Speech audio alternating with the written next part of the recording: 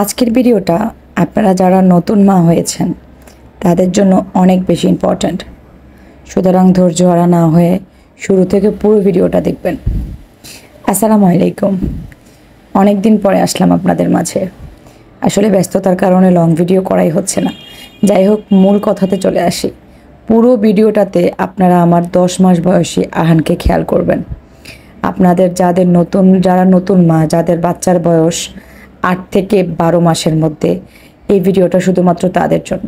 দেখেন তো আহান যা যা করছে, আপনাদের বাচ্চাগুলোকে তা করে কি না। আমি যে ভুলটা ছোটোবেলায় করেছিলাম, আজর এই সময়টাতে আমি এই ব্যাপারগুলো কখনোই খেয়াল করি নাই। দেখেন আহান কিন্তু ওই খেলনাটা হাত দিয়ে আনতে চেষ্টা করছিল, হাত দিয়ে পারছে না, এখন কিন্তু সে পা দিয়ে নিয়ে আসার চেষ্টা করছে। ফাইনালি সে পা দিয়ে টেনে এনে সে হাত দিয়ে, আমি ওকে বলছিলাম বাবা এটা উপরে রাখো, সে কিন্তু উপরে রাখলো। সে আবার সেটা আমি ওকে বলছি এটা আনো, আমাকে দাও, সে প্রাণ চেষ্টা করছে। আমি কিন্তু আঙুল দিয়ে দেখিয়ে দিচ্ছি এটা আনো, এটা এখানে আনো, সে কিন্তু আমার সব ডিরেকশন ফলো করছে। সো আপনার 8 মাস থেকে 12 মাস বয়সী বাচ্চা কি এই ব্যাপারগুলো ফলো করে?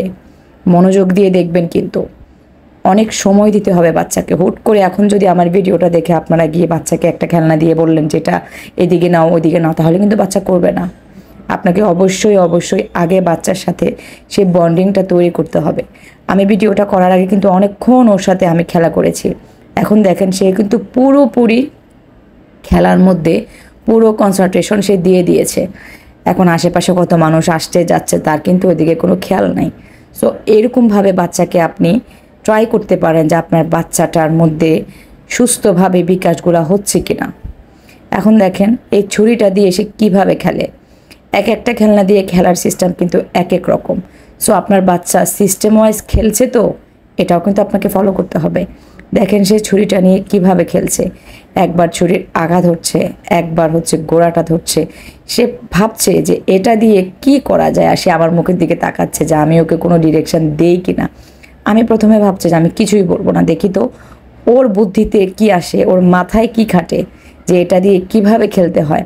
বেচারা অনেকক্ষণ চেষ্টা করছে, কিন্তু তার মাথায় কিন্তু ওইটাই ঘুরছে যে এটা দিয়ে কী করা যায়। এখন দেখতে পাচ্ছেন ও কিন্তু ওই ফলটা ওই ছুরির কাছে নিয়ে গেছে, কারণ সে আমাকে দেখেছে যে আমি এই টাইপের জিনিস দিয়ে ফল কাটি।